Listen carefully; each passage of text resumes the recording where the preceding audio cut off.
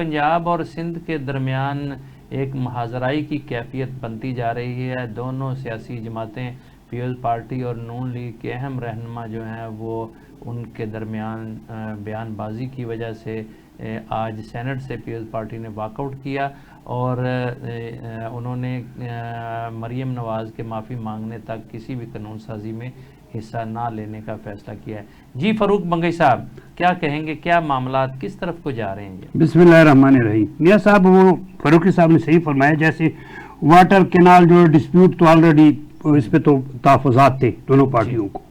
अब यह है कि अचानक वहाँ से जो क्रिटिसिज्म हो गई है सिंध की तरफ से बाज़ मामलात पे, जैसे बेनज़ीर इनकम सपोर्ट या दीगर भी जो रिलीफ के हवाले से, तो यहाँ से सीएम पंजाब भी डिफेंसिव हो गई और उसने जवाब दी।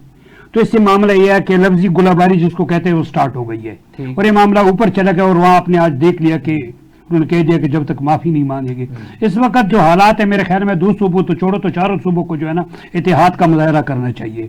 मुल्क डूबा हुआ है, लोग मुतासिरीन जो है ना वो कैंपों में पड़े हैं, बाहर पड़े हैं, बेघर हो चुके हैं, लोगों के फसलें तबाह हो गई है, सब कुछ घर तबाह हो गए हैं कि इतनी कैजुअल्टियां हुई है मुल्क से में। और ये है कि बाहर से कोई एड का खास बंदोबस्त नहीं, मुहैया हजरात भी जो कुछ जितना है कर सकते हैं, बजाय इसके कि चारों सूबे एक दूसरे के साथ जो है ना वो ताउन करें, वसाइल को शेयर करें, जो भी है जितनी इमदाद कर सकते हैं एक दूसरे की, और लड़ाई के तो कोई गुंजाइश नहीं है। मरीम नवाज साहबा तो कहती हैं साढ़े को पैसा ही बड़ा है। जी, पैसा है तो दूसरों को भी दे देना। हम तो ये कहते हैं कि जहां गरीब है उनको दे दे।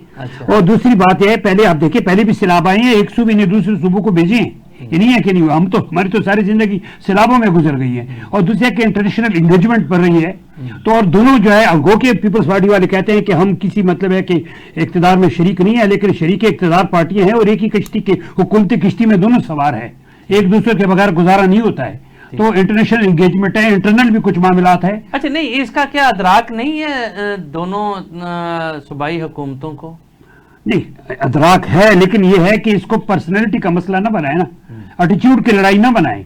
बस ठीक है, थोड़ा बर्दाश्त से काम ले। अगर वो सिंध को भी चाहिए, उनके भी वहां के हुक्मरानों को या सियासतदानों को थोड़ा बर्दाश्त से काम ले, और इनको भी चाहिए कि इस तरह न करे, ये ऐसे जवाब न दे जिस तरह हम किसी दुश्मन को जवाब दे रहे हैं। चारों सूबे हैं, इकाइयां हैं विफाक की। जी खालिद फारूकी साहब, क्या आप इस लड़ाई को बढ़ता हुआ देख रहे हैं या बस ऐसे ही लफ्जी गोलाबारी है, 2-4 दिन में मामला दुरुस्त हो जाएंगे? देखिए मेरे साथ ये इश्यूज हैं।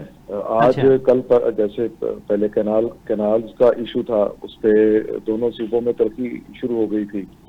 फिर ये बेनजीर इनकम सपोर्ट प्रोग्राम और ये लोगों की मदद करने के हवाले से ये एक तलखी शुरू हो गई है। अच्छा, इससे पहले वो जो इख्तियारात के मामले पर आपको पता है कि पीपल्स पार्टी पंजाब में कुछ वजारतें तो नहीं, अलबत्ता वो चाहते थे कि यहाँ पे जो इंतजामी मामला चलाए जाते हैं उनमें उनकी मर्जी के अफसर यहाँ पे तैनात किए जाए।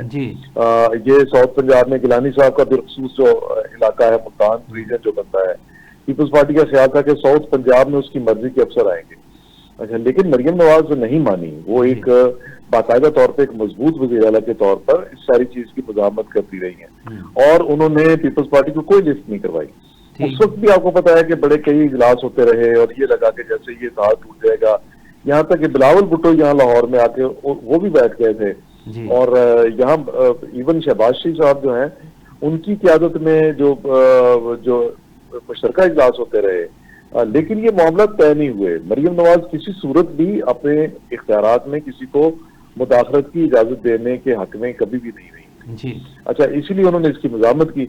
अब ये जो इश्यूज उस वक्त जब ये बने थे इंतजामी ओहदे देने के, यानी इंतजामिया में ओहदे देने के, तो उसकी मज़ामत उन्होंने की। फिर उसके बाद कैनाल्स वाले मामले में या किसी भी और मामले में, फिर गवर्नेंस का इशू एक ऐसा है जिस पर पीपल्स पार्टी कभी इधर तनकीद कर दिया तो यहाँ से वहां पे उन लोगों पे तनकीद की जाती है। अब ये जो इमदाद के नाम पर जो मामला शुरू हो गया तो इस पर भी सामने आ गई। लेकिन ये सारी चीजें मैंने बताया कि एक जो ऊपर अम्ब्रेला है उसको ये चीजें थोड़ा डिस्टर्ब तो करती हैं, लेकिन ये नहीं है कि वो ये जो दोनों जमातों ने जो छतरी ले रखी है वो छतरी इनके सर से हट जाएगी, या फिर ये जाएंगे कि हम अलग अलग बैठ जाए और हमारा इत्तेहाद भी टूट जाए। क्योंकि अगर ये इनका इत्तेहाद टूटता है तो पूरे सिस्टम को खतरा होगा। अभी तो इलेक्शन हुए थोड़ा ही टाइम हुआ है, अब ज्यादा अरसा नहीं गुजरा, तो इन्होंने तो अभी काफी तवील को 3.5-4 साल का अरसा जो है इन्होंने अभी वो पूरा करना है।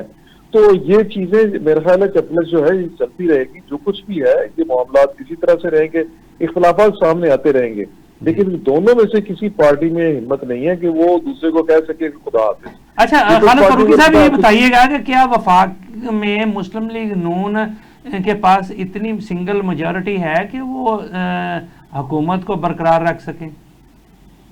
देखिए, मेजॉरिटी से ज्यादा जो अहम चीज है उनको सियासी सहारे की जरूरत है जी।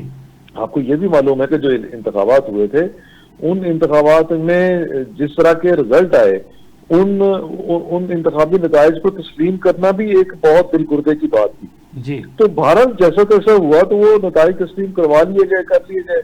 अब उसके बाद हुकूमत चल रही है, उस हुकूमत में बड़ी बात इसलिए एक्सेप्टेंस की ये आ गई कि दो बड़ी पार्टियां मिलकर ये सिस्टम को चला रही थी, वो स्टेक होल्डर बन गई। अब अगर पीपल्स पार्टी इस सिस्टम से अलग हो जाती है तो नून लीग अकेली तो पंजाब की एक पार्टी रह गई है। पंजाब में भी जिस तरह की उसकी अक्सरियत है उसको सारे जानते हैं। मतलब हालात में अगर आपने तजिया करना है तो आपको दुरुस्त चीजों को सोचना पड़ेगा ना।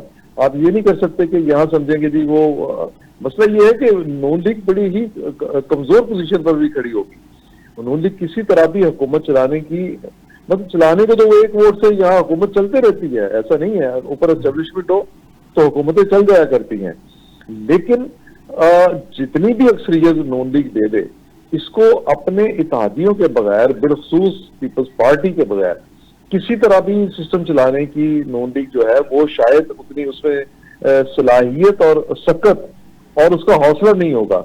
वो कैसे मुजामत कर सकेगी बाहर पीटीआई की, वो कैसे मुजामत कर सकेगी केपीके में सिस्टम की मामलात की।